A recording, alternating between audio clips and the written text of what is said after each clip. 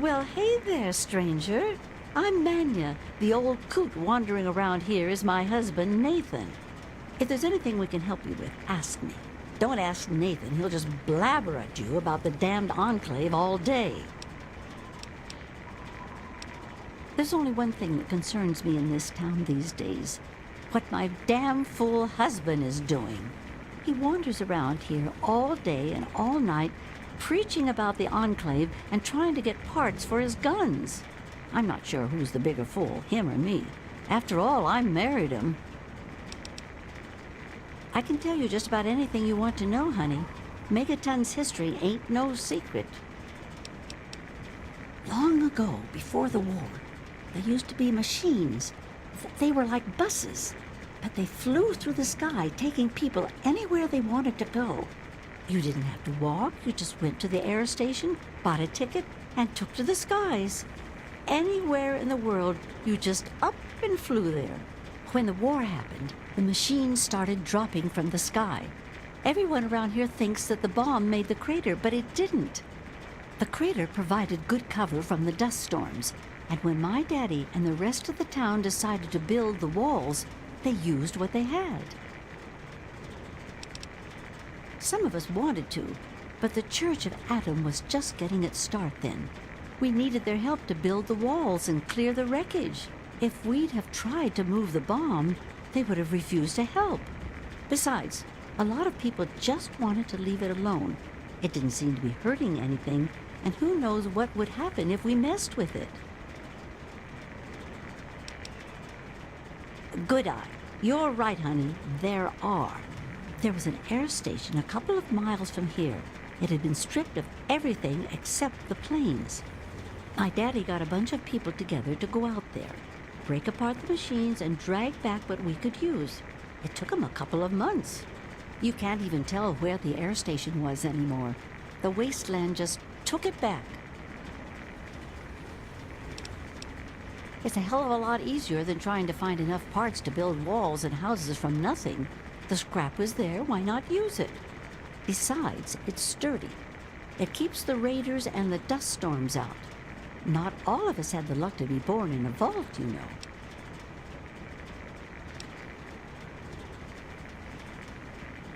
Sure thing, hon. Well, originally, it started as a hole in the ground. My pappy talked about how his father and the original settlers just hid in this crater. It was enough to keep them safe from the dust storms. When things cooled down and people started wandering into the wastes, some stayed behind. The wanderers started coming back here to trade their stuff. By the time my pappy was born, the town was a full-on trading center. Pappy got rich on the caravan routes and eventually convinced the others to build the walls to hold off the raiders. Well, the raiders for one.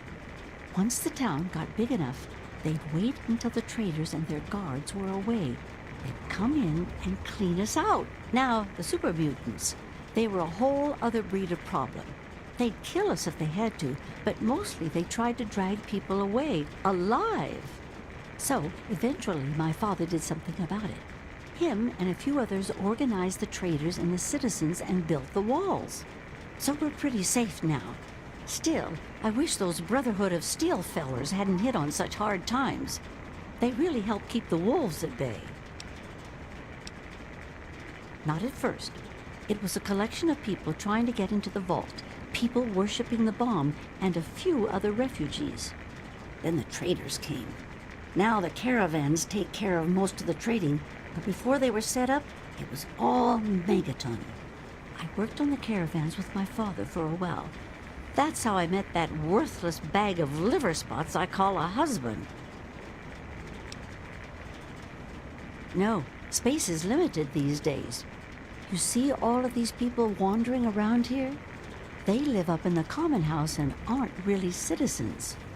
Most people around here keep one eye open around strangers, but me, I can spot a raider spy at 100 meters. I'm not worried about it at all. But if having meetings and pretending to vote on things makes the others feel safer, so be it. If you say so, honey. I was born here, actually, just like my pappy. Oh, for a while I helped him scavenge, and then later on his caravan. But traipsing around the wasteland is work for young people. After I met Nathan, I just wanted to stop moving around so much. We've been here ever since. Of course, I can't say that it's been good for Nathan's sanity. Oh, they come from all over, you name it. The Stahl family grew up out east somewhere. Lucy's from some little settlement to the north. Billy doesn't really talk about where he's from. Doc Church used to live in Rivet City. Jericho, well, let's just say that men can change. I hope. Well, technically, no one. But you can't put two people in a room together without one of them trying to govern the other. But it depends on who you ask. Lucas Sims appointed himself the sheriff. He throws anyone out who causes too much trouble. But Colin Moriarty runs just about everything else. Not much happens here that he doesn't know about or plan. That man is the scum of the earth. He keeps the drunks around here soaking in liquor. And that poor Nova, that girl deserves better. And don't even get me started on how he treats Gob. Just because the boy looks dead doesn't mean that he should be treated like that. That man has his fingers in everything around here. Just watch what you say about him. It'll always get back. That man tries to bring law to this place. Lost cause, if you ask me. But I respect his trying. He does seem to keep people in line, though. Other than that weird cowboy thing of his, I don't have much to complain about. All right, then. Anything else you wanted to know? Well, you come on back anytime you want to hear more. Send Nathan home if you see him. So if you're out by drainage,